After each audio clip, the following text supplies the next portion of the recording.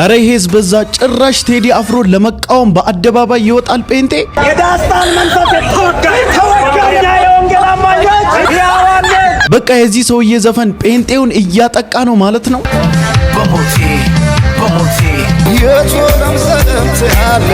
በዚህ ልክ ነው እንግዲህ የወንጌላውያን አማኞችን ልብ የሰበርከው አይገባህም እንዴ? አቶ ደረጀ ከበደ ስነ ስርዓትን ያዝ እንጂ ወንድሜ በጣም አበዛ። ወድቀን አግኝታችሁን ልታነሱ መስሎን እጃችንን ዘርግተን ረግጣችሁን ያለፋችሁ ሰዎች አላችሁ። ነርሰው ከወደቃችሁበት ሲያነሳችሁ ቀጥሎ እንዳይሳካላችሁ አርጎ ነው ያነሳችሁ። እስራኤል ደንሳ ሐሰተኞችን እያጋለጥኩ ነው ያለ ነው። እሱን ደግሞ ለኛ ተውልን። በርካታ ሰዎች ነብይ ነኝ ሐዋርያ ነኝ የሚል በስተዋል። የፈለገ ትምህርት ቢመጣ ራሱ ቅድሚያ አስፈትሽ። ክፋት በልባቸው የሞላ ሰዎች ለጥቂት ጊዜ ጥቂት ነገሮች ይሳካላችሁ ይሆናል፣ ነገር ግን ወዳቂዎች ናችሁ። ሴረኞች በጣም ስማርት ናቸው። ይገርማችኋል እንዴት በየዋሆች እንደሚጠቀሙ ያውቃሉ። ሆኖም በዙፋኑ ላይ አምላክ አለ። ትንቢትን እንደ ማስፈራሪያ ይጠቀማሉ እንዴ? ኧረ ፈሩ በኢየሱስ ስም። ትንቢት ማስፈራሪያ አይደለም። የሆነ ነገር ይቆለፋል። ይሄን ካላለ ኧረ እባክህ እኔ ላይ ፈለገ አትናቴዎስ በተክሊል ተሞሽሯል። እንኳን ደስ አለ በሉት። ሙሽሪት ሙሽራው ልጆቿ እንዲህም ልቤ ተጫውቶብኝ ያውቃል። ወይ ጉድ! ምን ነው ትንሽ ህሊና ክፉ ሲያስብ አይን ክፉ ሲያስብ ምላስ ሲያመልጥ በዛው ሰዓት ትን ቢልህና ድፍት ብትል የት ነው የምትሄደው ስንል ሲሆን ነው አላልክም? ነገር ግን እግዚአብሔር በምህረቱ ባለጠጋ ስለሆነ ምሕረቱ ብዙ ነው፣ ምሕረቱ ብዙ ነው፣ ብዙ ነው፣ ብዙ ነው፣ ምሕረቱ ብዙ ነው፣ ብዙ ነው። ሰላም ሰላም፣ እንዴት ናችሁ? እኔ ወንድማችሁ ጂሚ ቤሪያው ነኝ። ዛሬ እንግዲህ እንደተለመደው በቆንጆ ቪዲዮዎችና በአስተማሪ ቪዲዮዎች ሰዓትና ጊዜን ጠብቄ ከች ብዬላችኋለሁ። ሁላችሁም እንደተለመደው ቪዲዮን ከመጀመራችሁ በፊት ላይክ እያደረጋችሁ ቪዲዮን ጀምሩ። ሰብስክራይብ ያላደረጋችሁ ሰዎች ሰብስክራይብ እያደረጋችሁ ቤተሰብ ሁኑ። ወዳጅነታችሁን አጠናክሩ። በነገራችን ላይ የ25000 ሰብስክራይበር ቻሌንጃችን በትላንትናው ዕለት በሚገርም ፍጥነት ነበረ ሲሄድ የነበረው። በጣም አመሰግናለሁኝ። በጣም ጥቂት ነው የቀረን ሙሉት። በቃ ከዚህ በኋላ የ25000 ሰብስክራይበር ቻሌንጅ ብዬ አልመጣም ወደ እናንተ። ኦሬዲ ዛሬ እንሞላዋለን ስለሆነ ማለት ነው። ወዳችኋለሁ። ቀጥታ ወደ ቪዲዮአችን። ይሄ ነገር ለዚህ ሰው ትኩረት እየሰጣችሁ ያለ አይመስላችሁም? የዳስታን መንፈስ ተወጋኛ እኛ የወንጌል አማኞች ያዋን ስላለ ኢትዮጵያ ሀገራችን አልሞተችም፣ ወደፊትም አትሞትም። ኢየሱስ ሕያው ነው፣ እኛም ሕያዋን ነን። ለምን ራሳችሁን ለትዝብት ታጋልጣላችሁ? እናንተ የወንጌል ሰባኪዎች ናችሁ እንጂ የሆነ ነገር ለማድረግና ከሆነ ነገር ጋር ግብግብ ውስጥ ለመግባት አይደለም አደባባይ የወጣችሁት። አይ ነው አፕሪሺየት ሳደርጋችሁ ነበረ ከዚህ ቀደም በነበራችሁ በመንገድ ላይ በምትሰብኩት ስብከት በጣም ደስተኛ ነኝ። በጣም ደግሞ ሰፖርተራችሁ ነኝ። እጅግ በጣም ከናንተ ጎን ነኝ። ነገር ግን የዚህ ሰው ነገር ተቀባብላችሁ ኢሹ እያደረጋችሁት አይመስላችሁም ወይ? እኔ እንኳን ፐርሰናሊ ወደ ሶሻል ሚዲያ እያመጣው ያለውትኝ ወቅታዊ በሆኑ ጉዳዮች እንዲሁም ደግሞ በክርስቲያን ኮንተንቶች ዙሪያ ያሉኝን ሐሳቦች ሪፍሌክት ለማድረግ ነው እንጂ ምንም አይነት ነገር ኢሹ ለማድረግ ስለማስብ አይደለም። ግን ደግሞ እናንተ እንደ አንድ ወንጌላዊ ሰባኪ ይህ ነገር መድረክም ጭምር ላይ ሲሰበክ መድረክም ጭምር ላይ ስለዚህ ዘፋኝ ሲነገር ዳስጣል በሚለው ስፔሻሊ መቀባበያ ሲደረግ አይቻለው። አዳምጣችሁት ነው ሐሳብ እየሰጣችሁ ያላችሁት? እኔ አልገባኝም። አሁን እኔ እንኳን አክቹአሊ ስለ ዘፈን ነው እያወራው ያለሁት። ዘፈን ከእግዚአብሔር መንግስት ጋር የሚገናኝ ነገር እንደሌለው ለመናገር እየሞከርኩኝ ነውና ዳስጣል እያላችሁ ነው በመድረክም ላይ ሆናችሁ አንድ ሰባኪ ማይቻለው ዳስጣል የሚለውን ዘፈን ኮንሴፕቱን ሰምታችሁት ነው? ለምን እንዴት እንደዛ ልትናገሩ ቻላችሁ? ወይስ ደግሞ ሲሉ ሰምታችሁ ነው? እና አፍተር ኦል በዚህ ልክ ትኩረት ባትሰጡት ደስ ይለኛል። ያው እንግዲህ የሁማን ሄር ማስታወቂያ እየሰራች ነው ይህች እህታችን። ነገር ግን የተጠቀመችበት ሙዚቃ ሊትራሊ ዘፈን ነው። ምንም ኮምፕሮማይዝ የምናደርገው ነገር አይደለም። ኮሜንት ሴክሽኗን አሁን ለምሳሌ የኤልዳናን ለማየት ሞክሬ ነበረ። አብዛኛዎቻቸው እንዴ በጌታ አልነበርሽ ወይ በዘፈን ኧረ ተይ እግዚአብሔር ወይ መጨረሻዬን አሳምርልኝ ምናምን። አው ትክክል ነው እኮ ሰው ከናንተ ላይ ያየውን ነገር ያንኑ ቆንጆ ነገር ኤክስፔክት ያደርጋል። ያንን ነገር ከናንተ ላይ ሉዝ እያደረገ ሲመጣ ግን በእናንተ ላይ ላይ ያለው እምነትና በእናንተ ላይ ያለው ኮንፊደንስ እየራደ የሚመጣውና በዘፈን የምትሰሩ በጣም ብዙ ክርስቲያን ቲክታከሮች አላችሁ። ይሄን ነገር ደግሞ በጣም በተደጋጋሚ አይተናል። ራሳችሁን ለማሳየት፣ አለባበሳችሁን ለማሳየት፣ ላይፍ ስታይላችሁን ለማሳየት ስትሉ ምናምን ዘፈን ትጠቀማላችሁ። እስኪ መጀመሪያ እኛ ራሱ ወንጌላውያን አማኞች ወደ ጓዳችን መለስ ብለን የእውነት በቤተ ክርስቲያን ውስጥ አንዳንድ ነገሮች በሚገባው ልክ ትምህርት እየተሰጠባቸው ነው ወይ የሚለውን ነገር ቼክ ማድረግ ሳይኖርብን አይቀርም። ምክንያቱም አንዳንድ ሰዎች ፋውንዴሽናቸውን መገመት አይከብዳችሁም፣ አሁን ያሉበትን ስታተስ አይታችሁ ማለት ነው። ሰሞኑን ኤልዳናን አይታችኋታል። ምን እንዳሰብኩኝ ልንገራችሁ፣ ምን እንደመጣብኝ። ከሜሎስ ጋር ቢጋቡና ፍቺ ቢፈጠር ኖሮ ምንድን ነበር የምናስበው?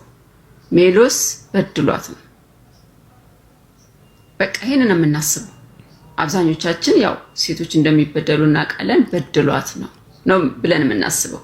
ወደ ህይወታችን የሚመጣ ሰው ምን አይነት ህይወታችንን እንደሚያበላሽ ምንም የማይመለከተንን በሰላም ከእግዚአብሔር ጋር ተጣብቀን መኖር የሚገባንን ሰዎች፣ እግዚአብሔርን እየፈራን በጽድቅ መኖር የሚገባንን ሰዎች፣ በአገልግሎታችን በመንፈሳዊ ህይወታችን በሁሉ ነገራችን ውጤታማና ፍሬያማ ሆነን የአክሊልን ሽልማት ልንቀበል ብቁ መሆን የሚገባን ሰዎች ወደ ህይወታችን በሚገቡ አቋም በሌላቸው ዓለማዊነት ሐሳብ ባላቸው መንፈሳዊ ህይወታቸው ባላደገ ባልተቀየረ ሰዎች ባልገባቸው ሰዎች ምክንያት ህይወት እንዴት እንደሚበላሽ አያችሁ።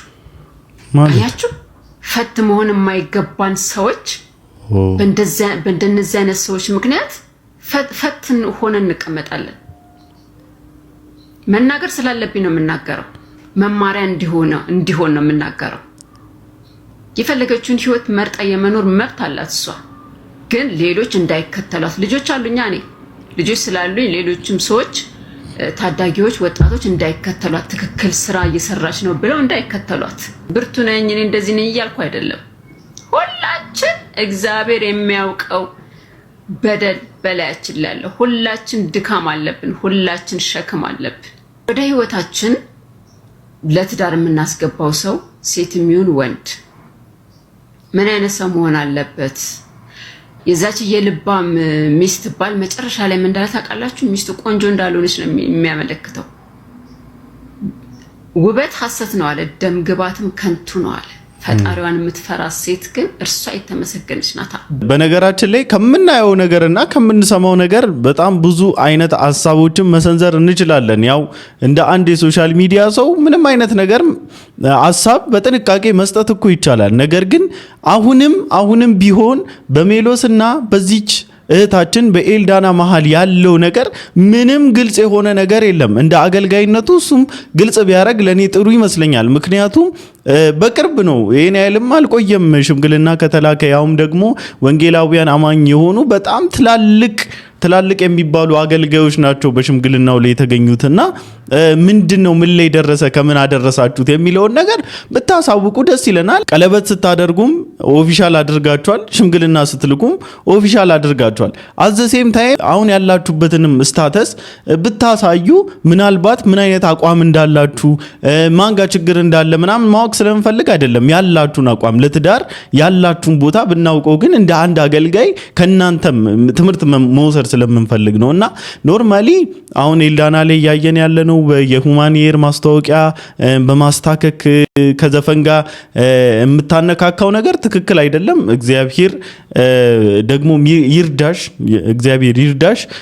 አብዝተን በሰው በሪሌሽንሺፖች መሃል ግን ሐሳብ ባንሰጥ ጥሩ ነው። ምክንያቱም ማን በዳይ ማን ተበዳይ እንደሆነ አናውቅም። ስፔሻሊ ደግሞ እንደዚህ ሚዲያ ላይ ወጥቶ ያልታየ ነገር ሲሆን ማለት ነውና ብቻ ባላችሁበት እግዚአብሔር ይርዳችሁ። በቻላችሁ መጠን ግን በማላችሁ ያለ ነገር ካለ ብታጋሩ መልካም ይመስለኛል። ይሄ ነገር ስንቶቻችሁ ጋር ደርሷል? ትንቢት ማስፈራሪያ አይደለም። እሺ እቀስፋለሁ፣ አንተ ሀኬተኛ፣ ቤት ውስጥ ችግር ይገባል፣ ልጆችሽን አጠፋለሁ፣ በረሃብ መታሻለሁ ምናምን እንደዚህ አይነት ትንቢት እግዚአብሔር በአዲስ ኪዳን የለው።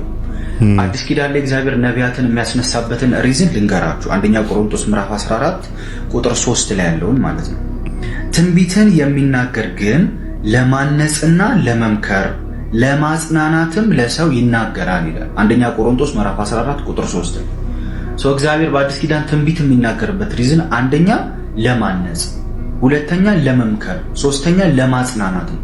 እግዚአብሔር ስታጠፉ ተመለሱ ይላል። አዎ እሱን ራሱ ግን የሚላችሁ ሰው ፊት እንደዛ የሚናገራችሁ ለራሳችሁ ተናግሯችሁ አልሰማ ስትሉት በሰው ይናገራችኋል። እሱንም በሚያምነው ሰው ማለት ነው። እናንተን አውጥቶ አሳልፎ ሊሰጣችሁ በማይችል ሰው በኩል እናንተ ልትቀበሉት በምትችሉት ሰው በኩል ልጅ ተመለስ፣ ይርክ ያለበት መንገድ ትክክል አይደለም ይላል። ከዛ ውጪ ግን ረሃብ አመጣለሁ፣ በድርቅ እመታችኋለሁ እንደዛ የሚባል ነገር የለም። ይሄ ብሉይ ኪዳንን ብቻ የሚያነብሰው የሚናገረው ትንቢት ነው። አዲስ ኪዳን ላይ እግዚአብሔር እኛን ሊያንጸን፣ ሊመክረን፣ ሊያጽናናን ነው ትንቢት የሚልክልን። ለምን እንደ ድሮ የጥል ግድግዳ የለብንም። ከእግዚአብሔር ጋር አሁን ጸብ ውስጥ አይደለም፣ አሮጌ አዳሞች አይደለም። በሰማያዊ ስፍራ በመንፈሳዊ በረከት ሁሉ የተባረክን ሰዎች ነን። ስለዚህ እግዚአብሔር ለኛ ትንቢት ሲያመጣ ከሳትንም ይመክረናል፣ ከዛ ደግሞ ያጽናናናል፣ ከዛ ደግሞ ያንጸናል እግዚአብሔር በትንቢት። ስለዚህ በአዲስ ኪዳን ላይ እየመጡ ቃል አወጣባቸዋል። አሁን በጣም ብዙ ሰው ነው ኢንቦክስ ላይ የሚጽፍልኝ ሟርት ነው እንዲህ ነገር ቃል አወጣባለሁ የሆነ ነገር ይቆለፋል ይሄን ካላረክ ኧረ እባክህ እኔ ላይ ቃል አውጥተህብኝ ልትቆልፈው የኔን ህይወት ኢየሱስ የሰጠኝን ህይወት አንተ ልትቆልፈው እንዴት ይደንቃል። ስለዚህ የእግዚአብሔርን ቃል ስለማታነቡ ከእግዚአብሔር ቃል ጋር ያላችሁ ፌሎሺፕ ዝቅተኛ ስለሆነ ነው በእንደዚህ አይነት ነገር የምትጨነቁት እንጂ ቃሉ የሚለውን ነገር ብታነቡ ይሄ ለግል ጥቅም የሚደረግ ነገር እንደሆነ ታውቃላችሁ። ስፔሻሊ በእህቶቻችን ስፔሻሊ ደግሞ ውጭ ሀገራት ላይ ያሉ እህቶቻችን ገንዘብ አላቸው ተብሎ የሚታሰቡ እህቶቻችን ጋራ የሚሄዱ እነኚህ አለሌዎች የሚጠቀሙበት ትልቁ ሜትዳቸው ነው። ቃል አወጣብሻለሁ፣ በቤትሽ ውስጥ ሀዘን እንዲገባ አደርጋለሁ፣ እናት አባትሽን ሞት እንዲነጥቅሽ አደርጋለሁ፣ ዘር ካልዘራሽ እንዲሆንብሻል እያሉ የሚያስፈራሯት። ይሄ ሁሉ ነገር ከምን የተነሳ ነው? ወንድማችን እንዳለው ከእግዚአብሔር ቃል ጋራ ኢንቲሜት ካለመሆናችን ከእግዚአብሔር ቃል ጋራ ፌሎሺፕ ካለማድረጋችን የተነሳ ነውና እንደዚህ አይነት አጋጉል የሆኑ ፉርሽ የሆኑ ነገሮች የሚመጡባችሁ የእናንተን ስንፍና ሰይጣን ሊጠቀምበት ስለይፈልግ ነው። ትላንትና ነግሬያችኋለሁ። ገርበብ ካደረጋችሁ ይገባላችኋል። አሁንም ስልኮች መደወል ይጀምራሉ፣ ምክንያቱም እዳዎቻችሁ ስለሚሰረዙ። የወንድሜን ንግግር ሰምቼ ጓደኛዬ ጋር ደወልኩና አባ ባለፈው ያበደርከኝ ብር እኮ ተሰረዘ አልኩት። ምን ነው አለኝ። አይ ትንቢት መጥቷል አልኩት። እኔም እኮ ጆሲ ስልክህን ስጠብቅ ነበር ትንቢት እኔም ጋር መጥቷል አለ። ምን መጣ ስለው የተወሰደባችሁ ይመለሳል የሚል ትንቢት መጥቷል መልስ አለ። እኔ እኮ ትንቢት ሰምቼ ነው ቀድሜ የደወልኩት። ይሄ ትንቢት አይደለም ጆሲ ትንቢት ነው፣ ብሩን መልስ። እሺ እንዴት ነው ክላሽ አላረገም? እንዴት እናስታርቀው ወገን? እሺ ሌላም አለ እስቲ እንስማ። 7 ሚሊዮን ብር ገብቶልኛል ብሎ ከላይ ሲመሰክር አይታችኋል። ይሄ ምስክርነት ያንተ እንዲሆን፣ ይሄ ምስክርነት ያንቺ እንዲሆን ከዚህ ሰዓት እሺ ህዝቤ ለካ 7 ሚሊዮን እያፈሰ ነው። እኔ እዚህ በረሃ ለበረሃ እንከራተትልሃለሁ ትራክ ምናምን እያልኩ ማለት ነው። 7 ሚሊዮን እንግዲህ ከመሬት ዱብ እያለ ነው ዝም ብሎ ከሰማይ እንደመና። በስማም አንዳንዴ አትናገሩ ኢንፎርሜሽን አበሻ ብቻውን ነው የሚበላው። እውነት ነው። ለምንድን ነው የማትናገሩት እንዲህ አይነት ነገር ሲፈጠር? እኔ እኮ እንደው ግርም ድንቅ እያለኝ ነው በእውነት። አሁን ይሄንን የሚያምን ማህበረሰብ አለ ቢባል ሰው ያምናል ወይ ነው? አሁን ያምናል ሰው ማለት ነው ያመነ ነው ማለት ነው አይደል? ይሄንን ዋው! እኔ ልንገራችሁ አንዳንድ ነገሮቻችንን ጌታ ራሱ ሲያይ ማለት ነው እንደው ፈገግ የሚል እየመሰለኝ ነው። ይቅርታ አባ ይቅር በለኝ። ፈገግ የሚል እየመሰለኝ ነው እንዴ በራሱ በቃሉ እኮ የነገረን ነገር ጥረህ ግረህ ብላ የሚል እኮ ማኑዋል እኮ አለን እኮ። ማኑዋሉን አንብቡት እንጂ ወገን፣ ጥረህ ግረህ የሚል ለዛውም አሁን እኛ የሰው ልጅ ሰልጥኖ አዘምኖት ከአንድ ቦታ ወደ አንድ ቦታ በመኪና ስለምንጓጓዝ ነው እንጂ የዛኔው ጥረህ ግረህ እኮ ከአንበሳ ጋር ፋይት አድርገህ ስጋ ቀምጠህ ብላ ማለት እኮ ነው። አብዛኛዎቻችን ለእንደነዚህ አይነት ቲቪተኞች የምንሸወድበት ምክንያት ቅድም እንዳልኳቸው አንደኛ ከእግዚአብሔር ቃል ጋር ህብረት አለማድረጋችን ነው። ሁለተኛ ደግሞ ካለብን ችግር የተነሳና ከስንፍናችን የተነሳ ነው። ስንፍና ብዬ ስል ሁላችሁም አይደላችሁም። አንዳንዶቻችሁ በጣም ትለፋላችሁ፣ በጣም ትታትራላችሁ፣ በጣም እየተጋጋጣችሁ እየተላላጣችሁ ያላችሁት። ነገር ግን ነገሮቻችሁ በቃ እንደምትፈልጉት እየሄደላችሁ አይደለም። ለእናንተ ጥረት ላይ ላላችሁ እግዚአብሔር መልካም ነው፣ ቀን አለው። የእውነቴን ነው። የድካማችሁን የላባችሁን ፍሬ ታገኙታላችሁ። እናንተ ግን ምንም ሳትለፉ ምንም ያልሰራችሁበት ወደ አካውንታችሁ ሲገባ አየው ተብላችሁ በተስፋ እየተጠባበቃችሁ ያላችሁ ግብዞች፣ ሰነፎች እናንተ እግዚአብሔር ምሕረትን ያብዛላችሁ በደህንነት ስትማቅቁ ልትኖሩ ነው ማለት ነው። ስለዚህ ተነሱ፣ ስሩ፣ ብሉ። በቃ ኃጢአት አይደለም ይሄ። ሰርቶ መብላት ኃጢአት አይደለም። ላሳስባችሁ እፈልጋለሁ። ቅድሜ ማስፈተሽ አለባችሁ። አሁን እንደምታውቁት በዚህ ከሄኖክ ጋር ምን አገናኘው? በርካታ ሰዎች ነቢይ ነኝ ሐዋርያ ነኝ የሚል በዝተዋል። የሆነ ሆኖ ግን ከእግዚአብሔር ውጪ ከቃል አካሄድ ውጪ በሆነ መንገድ ያለው ጉዞ የነቢይ ሁሉ ስም ያጠፋል። ለዛሬ አንድ ማውራው ነገር አለ። ነቢይ ነው ተብሎች ትንቢት ይናገር። እናንተ እግዚአብሔር ሰዎች አንድ ነቢይ ተናግሮ በአንድ በህይወቴ ላይ በትዳሬ ላይ በስራ ጉዳይ ላይ በአንድ አክሽን እንዳትወስድ እና ምን ማድረግ አለብን? አሁን ብዙ ነቢይ አለ፣ ብዙ ሐዋርያ አለ። የፈለገ ትምህርት በመጣ ራሱ ቅድሚያ አስፈትሽ። ከመወሰን በፊት አስፈትሽ። የትና የጋራጅና አስፈትሻቸው። ጉባኤ ላይ ምን ሰማው መሰላችሁ? አንድ ሴት 4 ልጅ አላት። እሺ ነቢይ እንዲህ አላት፣ ይሄ ባል አንቺ ባል አይደለም ያላት። እሺ ከዛ ተፋቱ። ወይኔ ወደ ጉባኤ መጣች። ጌታ ተናገረኝ፣ ትምህርቱ ልክ አይደለም አለ። ባሏ ነው ተመለሽ በራት አለኝ። ተመለሽ ያልኳት ሄደች። ያቺ ሴት ጌታን ስለምትወድ ነቢይን ስለምትወድ በትምህርት ተንተርሳ ግን ትዳሯ ተፋቶ ነበረ። ልጅ ተበትኖ ነበረ። እሺ ጌታ ጣልቃ ባይገባ ኖሮ። ስለዚህ ህይወት የመሰለ ነገር ብዙ ገንዘብ የምታወጣው ጉዳይ ከሆነ ኩላሊት የሚነካ ታሪክ ነው። እንዳትወስን። ድጋሜ ጸልይበት። ድጋሜ አጸልይ። የት እናስፈትሻችሁ? ምዕመኑ እንደሆነ አልሰማ ብሏል። በእግዚአብሔር ቃል እምቢ አላችሁ። በገራጅ እናስፈትሽላችሁ። እሺ እሱ ይስማማችኋል? ኤደም በገራጅ ምናምን በሲስተም በሶፍትዌር ተደርጎ ይፈተሽላችሁ። ትንቢቱ የሚመጣው ትንቢትና አገልጋይ ነኝ ብሎ በስመ እግዚአብሔር የሚነግደውን እንዴት ፈትሸን እናሳያችሁ? እሺ ይኸው ከእግዚአብሔር ቃል አንጻር እኮ መዝነን ፎረሹ። ሁሉም ከእርሳቸው ቦርጫቸው እየተዘረጠጠን የመጣው ምንም ለእናንተ ምንም የግል ቤኔፊት እንኳን የላችሁም። በምድራዊው ምንም የላችሁም። ያላችሁንም ሰጣችኋል፣ ገፍግፋችኋል። ዳይመንዳችሁንም ምናችሁንም ሰጣችኋል፣ አብቅታችኋል። አብዛኛው እኮ አሁን በየሀገሪቷ ተሰረጫጭቶ እየወነበዱ እየዘረፉ ያሉት ሸራቸው ወጥሮ ምናምን ዓለም አቀፍ ቤተክርስቲያን እያሉ እንዲህ ያደረጋቸው ያለው እኮ እናንተ የፈለፈላችኋቸው ጫጩቶቻችሁ እኮ ናቸው። ሴረኞች በጣም ስማርት ናቸው። ይገርማችኋል እንዴት በየዋሆች እንደሚጠቀሙ ያውቃሉ። ሆኖ በደንብ ስሙት። በዙፋኑ ላይ አምላክ አለ፣ የየዋሃን አምላክ አለ። ግን ለተወሰነ ጊዜ ያጠፋሉ፣ ይሳካላቸዋል። እድሜ ሲረዝም ነው ውጤታቸው የምታየው። ቶሎ አታገኘውም። ዶይቅ ሳኦልን አሳስቶታል። ስልጣን ለማግኘት ብሎ አቤሜሌክን ከንጉሱ ጋር አጋጫቸው። 85 ካህናት መፈንቅለ መንግስት አድርገዋል ብሎ ካህናቱንና ንጉሱን አጋጨ። ዶይቅ በመሃል እንጀራ ሊጋግር ነው በሆነ አማርኛ። ተሳካለት እኮ 85ቱን በቁጣ ገሏቸዋል። ይሄን ሁሉ እንደ ፐዝል ጌም የተጫወተው ዶይቅ ነው። ስማርት ማይንድ ነው ያለው፣ አንደበቱ የተሳለ ነው አለው። ችግሩ በሰማይ የዋሃን አምላክ አለ እንጂ አትችሏቸውም።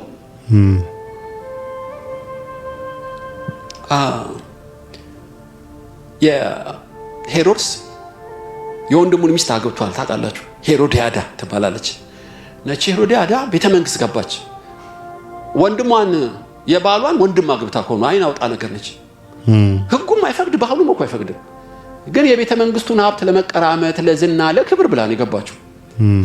ግን መጥምቁ ዮሐንስ እቺ የወንድምን ሚስት ፍታ እያለ ሲጨቀጨቀው ሰምታለች። ይሄ ሰውዬ እያለ እንቅልፍ አይዘኝም እገለዋለሁ አለች። ታውቃላችሁ ያደረገችውን ሴራ። ንጉሱ ልደቱ እስኪደርስ ድረስ አድፍታ ጠበቀች።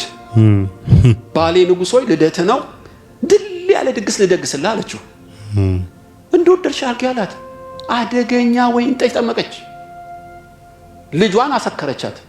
እየተገለባበጥሽ ደንሽና ንጉሱ ምን ላድርግልሽ ሲልሽ ነገር እንዳታበላሽ እኔን ጠይቅኝ አለቻት። የልጅቱም አይምሮ እንዳይያዝ አልነገረቻትም። ዳነሰች፣ ተገለባበጠች፣ በወይን ጠጅ በአሽሽ በለው ወይ በስፒሪት ንጉሱ አበደ። ምን ላርግልሽ አላት። ይኸውልሽ እንዳልሽው ምን ልስጥሽ ብሎኛል፣ ምን ልበለው አለቻት። የመጥምቁ ዮሐንስን አንገት አሁን ስጠኝ በሏቸው። ታውቃላችሁ በልደት ሰርግ አሳባ እንደ አዲስ ነው ሰማው ይሄ ነገር ወይን ጠጅና ዳንስ አክላበት ታርጌቷ የዮሐንስ አንገት። ማንም በህልምና በእውን ማትገምተው ነገር ሴረኞች የሚያደርጉት በጣም ጥልቅ ጉድጓድ ይቆፍራሉ። እግዚአብሔር ከእንደነዚህ አይነት ሴረኞች ይጠብቀን። የየዋሃን አምላክ በዙፋኑ ላይ አለ። የሚገርም ትምህርት ነው በነገራችን ላይና እነኚህ አሁን የምትሏቸው እነኚህ አገልጋዮች ምናምን የምትሏቸው አይምሰላችሁ። ለእናንተ አስቡ አይደለም በጭራሽ። ለእግዚአብሔር መንግስት ቅናት ስላላችሁ አይደለም።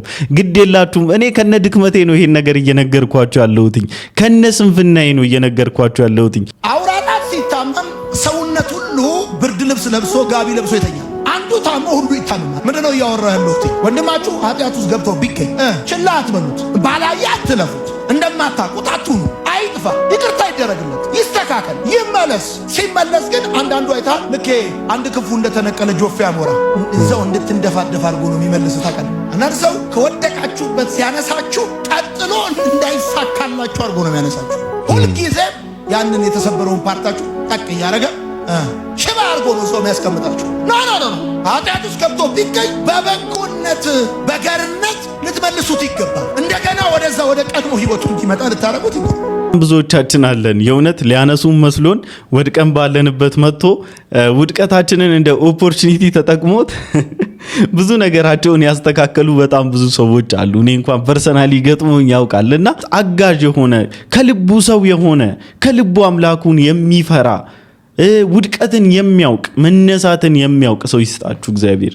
ምን ነው ትንሽ ህሊና ክፉ ሲያስብ አይን ክፉ ሲያስብ ምላስ ሲያመልጥ በዛው ሰዓት ትን ቢልህና ድፍት ብትል የት ነው የምትሄደው ስንል ሲኦል ነው አላልክም?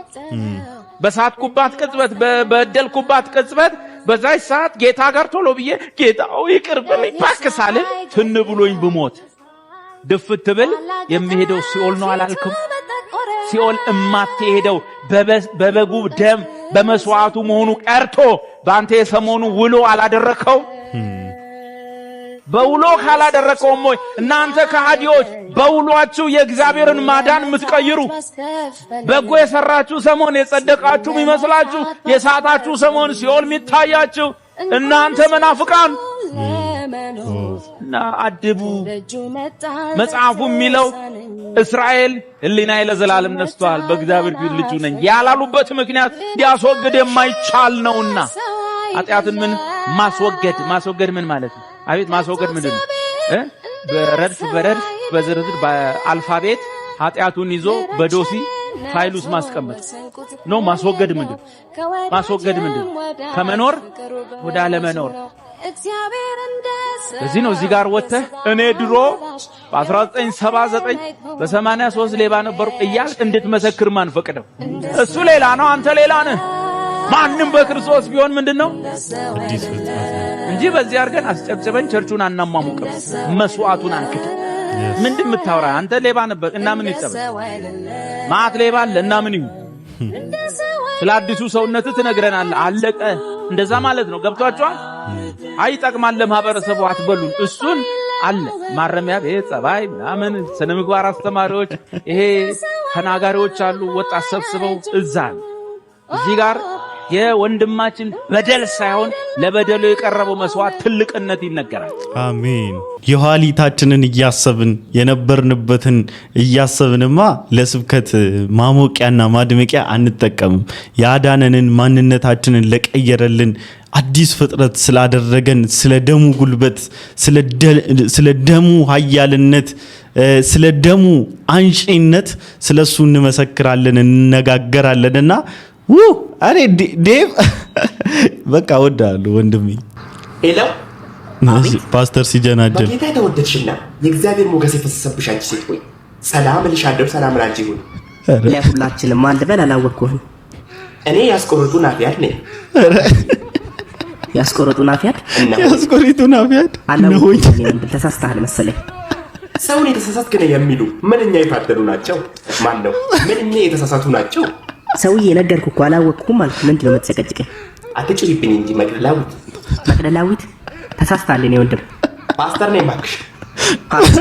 ፓስተር አንተ ነህ እንዴ? እንዴት ደወል? ወይኔ ጌታ ሆይ መንፈሳዊ ጥንካሬሽን ልፈትነው ነበር አሉ። በጣም ፓስተር ያንተ ተማሪ አይደለው እንዴ? ዝም በለንማ እጅ አንሰጥም። ኦ መቅደላዊት፣ በእውነቱ አንቺ ጠንካራ ሴት ነሽ። ጥንካሬውን ያላበሰኝን አመስግን። አንቺ በእቅፉ ያደረገ ምንኛ የታደለ ነው። በእርግጥ እውነትህን ነው። ያ ሰው የታደለ ነው። አስደንቀሽኛል መቅደላዊት። ናፊ አንደኛ ነህ ጌታን ያስቆሪቱ ናፊ አንድ ነኝ እና የከበኝ እነሆኝ የሚላት ፓርት ማለት ነው። ፓስተሩ የሄደበት መንገድ አልተሳካለትም። ለዛሬ አልተሳካም። በቃ ለቀጣይ ቀን ሞክር። መግደላዊት አልሆነችም፣ ሌላ መግደላዊት መፈለግ ነው። ለማንኛውም ለዛሬ ይዤላችሁ የመጣሁት ቪዲዮ ይሄን ይመስል ነበር። ሁላችሁም እንደተማራችሁበት ቁም ነገርም እንደጨበጣችሁበት እንደተዝናናችሁበትም ተስፋ አደርጋለሁኝ። በቀጣይ ቪዲዮ እስክንገናኝ ድረስ ሰላም ቆዩልኝ። ወዳችኋለሁ። ይመቻችሁ።